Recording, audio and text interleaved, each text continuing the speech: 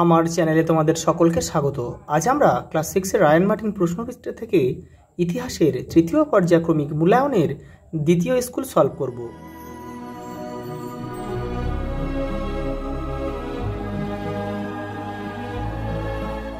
দেখো প্রথম প্রশ্ন, শেষ নন্দরাজার নাম কি? ধননন্দ।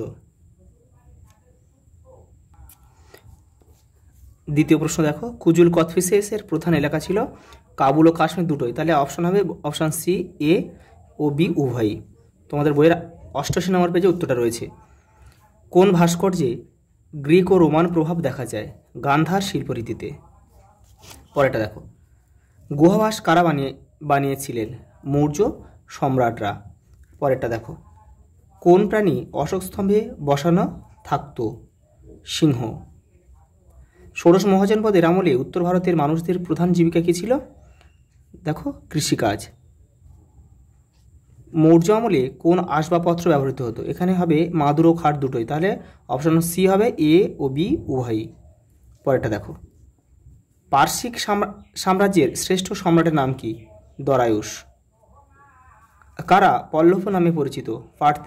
পার্থীয়রা। বৈদিক সাহিত্যে কোন ধাতু ব্যবহার করা হতো? দেখো তামা ও ব্রোঞ্জ, তাহলে অপশন সি হবে এ ও বি উভয়। পরেরটা দেখো, ঋগ্বেদে কোন নদীর কথা পাওয়া যায়? যমুনা এবং গঙ্গা দুটো নদীর কথা পাওয়া যায়, তাহলে অপশন সি হবে এ ও বি উভয়। কোন সাহিত্যে দেবতা ও অসুরদের বিবাদের কথা পাওয়া যায়? বৈদিক সাহিত্যে। কেবলীর নামে কে পরিচিত হন? মহাবীর। পরেরটা দেখো, দ্বাদশ অঙ্গ কোন ধর্মের সঙ্গে জড়িত? জৈন ধর্ম। দেখো দেখো 2 নম্বর প্রশ্ন কি বলেছে দেখো, বস্ত্রশিল্পের বিখ্যাত কেন্দ্রের নাম কি? বারাণসী। তুলো চাষ কোথায় বেশি হতো? দাক্ষিণাত্য। চিকিৎসা সংক্রান্ত দুটি বইয়ের নাম লেখো। চরক সংহিতা ও সুশ্রুত সংহিতা। যে কোনো দুটি বিখ্যাত মহাবিহারের নাম লেখো। নালন্দা মহাবিহার আর তক্ষশিলা মহাবিহার। বরাহমিহিরের লেখা একটি বইয়ের নাম লেখো। বৃহৎ সংহিতা। দেখো পলিস কাকে বলে? তোমাদের বইয়ের 136 নম্বর পেজে দেখো রয়েছে উত্তরটা। এই যে দেখো, পাহাড়ে ঘেরা গ্রিসে অনেকগুলো ছোট ছোট রাষ্ট্র গড়ে উঠেছিল, সেগুলিকে বলা হতো নবরাষ্ট্র বা পলিস। পরেরটা দেখো, কোন গ্রিক সাহিত্যিক এথেন্স ও স্পার্টার সঙ্গে পার্শ্বিক সাম্রাজ্যের যুদ্ধের কথা লিখেছিলেন? হেরোডোটাস। পরেরটা দেখো, নাসিক ও কার্লে লেক কোন রাজার আমলে তৈরি হয়? সাতবাহন। প্রভাকর বর্ধনের বড় ছেলের নাম কি? রাজ্যবর্ধন। গৌতম বুদ্ধ কোথায় জন্মগ্রহণ করেছিল? কপিলাবস্তু, নেপাল, লুম্বিনী উদ্যানে। দেখো গণরাজ্য কাকে বলে? দেখো তোমাদের বইয়ের শুধু 66 নম্বর পেজ দেখো। এই দেখো, কয়েকটি মহাজনপদ ছিল অরাজতান্ত্রিক, সেখানে কোনো রাজার শাসন ছিল না, সেগুলিকে বলা হতো গণরাজ্য। একটা উদাহরণ দিয়ে দেবে, দেখো ব্রিজি আর মল্ল। পরেরটা দেখো, মহীপতি কাকে বলে? পৃথিবীর রাজা। এই যে ঋগ বৈদিক যুগে পৃথিবীর রাজাকে বলা হতো মহীপতি। স্নাতক কাদের বলে? দেখো তোমাদের বইয়ের 59 নম্বর পেজে দেখো, এই যে এখান থেকে লিখবে, এখান থেকে এই পর্যন্ত লিখবে।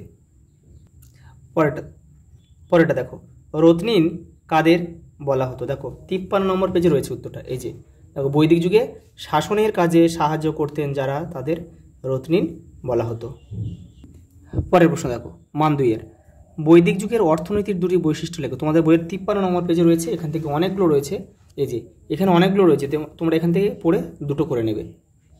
পরেরটা দেখো, ইন্দো আর্য ভাষাগোষ্ঠী বলতে কি বোঝো? দেখো তোমাদের বইয়ের 47 নম্বর পেজে রয়েছে উত্তরটা। এই যে হয়তো এখান থেকে এই পর্যন্ত লিখবে। পরেরটা দেখো, মহাজনপদ বলতে কি বোঝো? এটা তোমাদের বইয়ের দেখো 64 নম্বর পেজে রয়েছে। এই যে দেখো, এই যে এখান থেকে এই পর্যন্ত লিখে মহাজনপদ কাকে বলে। আর দেখো সঙ্গে একটা প্রশ্ন দিয়েছে, মহাজনপদ শক্তিশালী হয়ে ওঠার যে কোনো একটি কারণ লেখো। দেখো 66 নম্বর পেজে রয়েছে, দেখো এই যে এখান থেকে এইটা। পরের প্রশ্ন দেখো, মগধের দুটি রাজধানীর নাম লেখো। দেখো রাজগৃহ আর পাটলিপুত্র।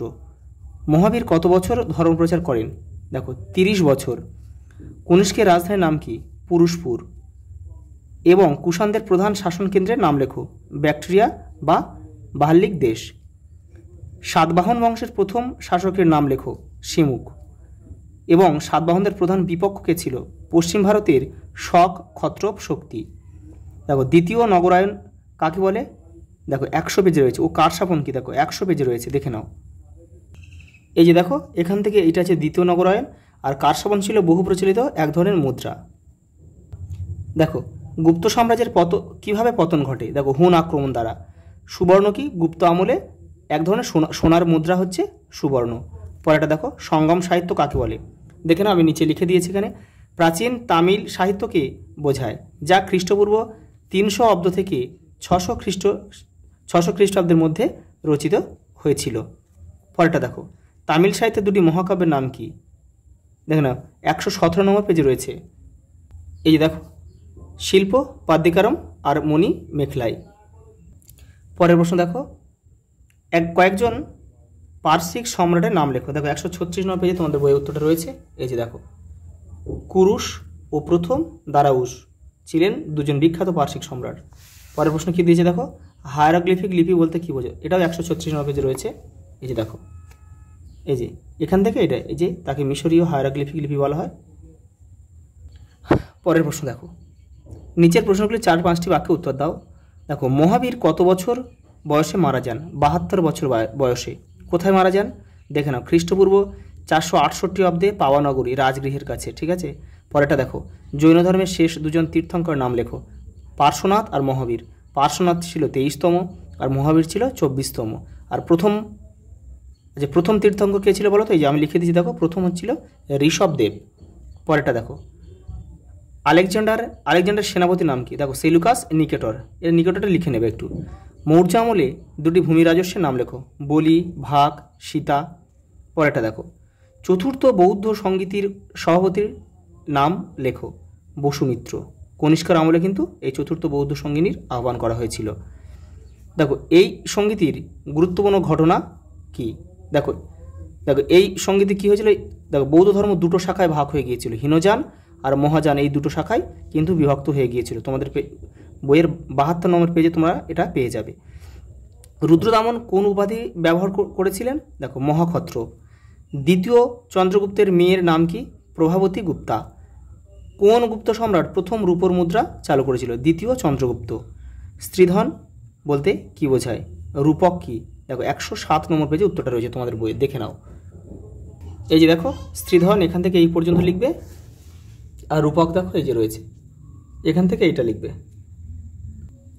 পরেটা দেখো সংখ্যায়ন কাকে বলে, তোমাদের বইয়ের 120 পেজ দেখো, এই যে এখান থেকে এই পর্যন্ত সংখ্যায়ন।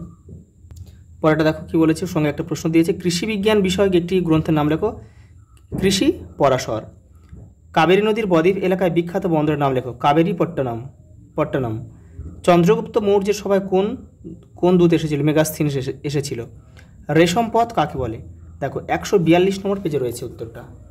এই যে এটা একটু বড়, এখান থেকে এই পর্যন্ত লিখবে।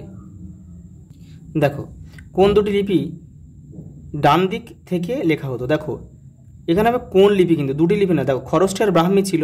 খরষ্টি লিপি কিন্তু ডান দিক থেকে বাম দিকে লেখা হতো, আর ব্রাহ্মী লিপি কিন্তু বাম দিক থেকে ডান দিকে লেখা হবে। দেখো পরের প্রশ্ন দেখো মৌর্য আমলে মানুষরা কী ধরনের পোশাক পরতেন তা লেখো, দেখো তোমাদের বইয়ে দেখো 102 নম্বর পেজ দেখো।